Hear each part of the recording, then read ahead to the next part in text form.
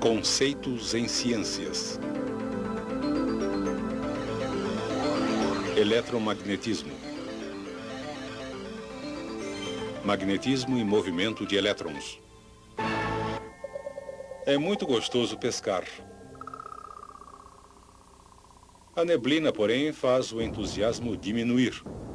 Não se desespere. A sua bússola funciona com chuva, granizo e até com neblina. A menos é lógico que exista alguma coisa agindo sobre a bússola.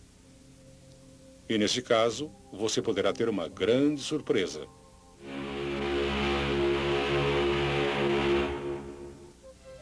Uma agulha de bússola é simplesmente um ímã. E existe uma força de atração entre ímãs de objetos de ferro, mesmo à distância e mesmo através do vácuo do espaço. É como se mãos invisíveis atraíssem entre si ímã e metal. Nisso, o magnetismo é similar às forças que partículas carregadas exercem entre si. À distância, essas forças também agem da mesma maneira misteriosa. Durante os séculos 17 e 18, a eletricidade e o magnetismo se desenvolveram como ciências separadas e acreditava-se que não tinham qualquer relação. Então, em 1800, Alessandro Volta desenvolveu um dispositivo que abriu caminho para mudar essa crença. Seu dispositivo consistia de moedas de cobre e prata dispostas em uma coluna e separadas por pedaços de papelão embebidos em água salgada. Quando ele ligou um condutor em cima e outro embaixo, assim, e juntou as duas pontas, resultou uma faísca, indicando que estava ocorrendo um movimento de cargas. O trabalho de Volta levou finalmente ao desenvolvimento de baterias que podiam ser usadas como fontes de um movimento contínuo de cargas. Uma bateria como esta foi usada pelo físico dinamarquês Hans Christian Ørsted em 1819 para fazer uma experiência em que ele esperava provar de forma conclusiva que a eletricidade e o magnetismo não eram relacionados. No início, a demonstração pareceu funcionar.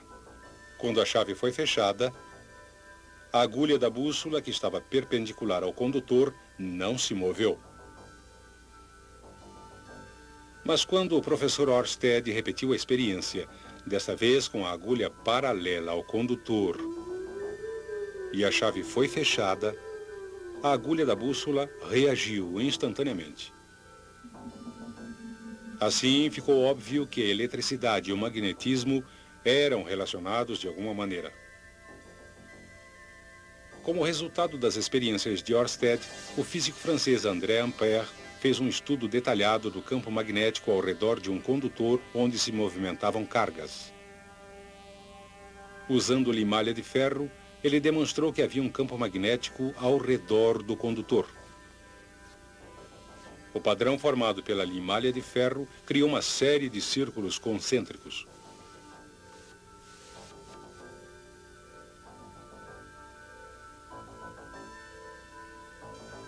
Dependendo de como os elétrons carregados negativamente se movimentam no condutor, o campo magnético ao redor do condutor estará em um dos dois sentidos.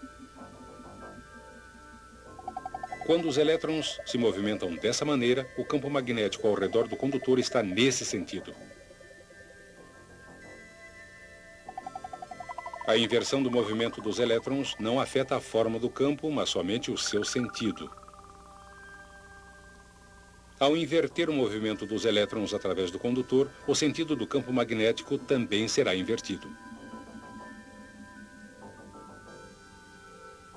Nossa mão esquerda nos dá um método conveniente de prever corretamente a relação entre o sentido do campo magnético ao redor do condutor e o sentido do movimento de elétrons através do condutor.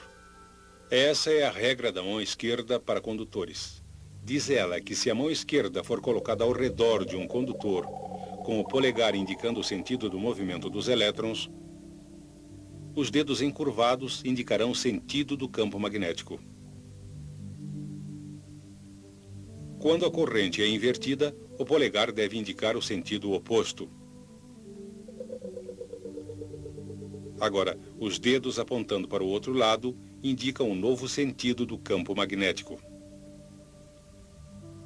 Naturalmente, se o movimento de cargas for interrompido, o campo magnético desaparece imediatamente. O que acontece com o formato geral do campo magnético se o condutor for encurvado, formando uma espira? Vamos novamente ligar a corrente e observar. Se aplicarmos a regra da mão esquerda em pontos diferentes ao longo do condutor, podemos mapear o campo magnético ao redor da espira. Notem que o formato do campo parece uma rosca. Mas se adicionarmos diversas espiras iguais, a figura resultante é denominada hélice ou bobina.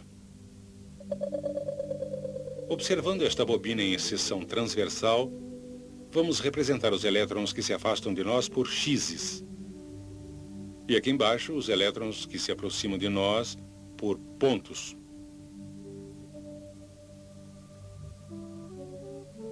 Aplicando a regra da mão esquerda para condutores a toda a espira da bobina, podemos começar a ter uma visão do campo magnético ao redor da bobina como um todo.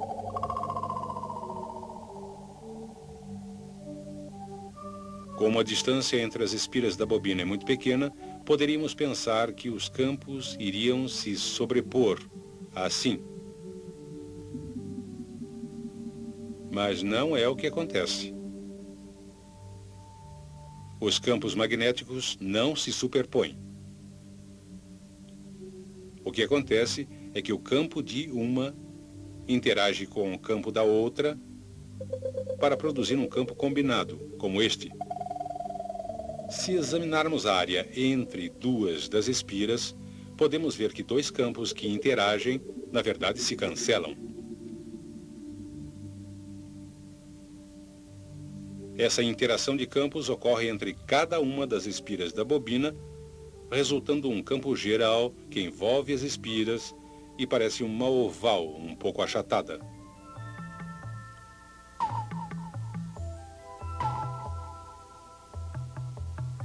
O mesmo padrão oval é produzido em todos os pontos ao redor da bobina.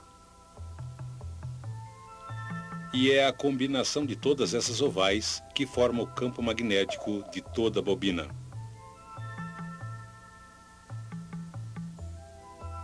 Como o sentido de campo de toda a oval é o mesmo, o cancelamento não ocorre no centro da bobina. E essa parte do campo é muito forte. Também não ocorre cancelamento fora da bobina, mas como o campo é espalhado, ele é muito mais fraco nessa região. A relação entre o sentido do movimento de elétrons no condutor e o sentido do campo no centro da bobina é dada por outra regra da mão esquerda, a regra da mão esquerda para bobinas. Nesse caso, os dedos encurvados indicam o sentido do movimento dos elétrons e o polegar aponta o sentido do campo no interior da bobina ou a extremidade da bobina, que age como polo norte. Os dedos encurvados mostram o sentido da corrente e o polegar aponta para o norte. Se compararmos o campo magnético da bobina com o campo de um ímã em forma de barra, podemos ver que os formatos são quase idênticos. Ambos têm um polo norte e um polo sul. Mas uma barra de ferro não tem polos magnéticos. O que acontece então se inserirmos essa barra em uma bobina por onde passa uma corrente?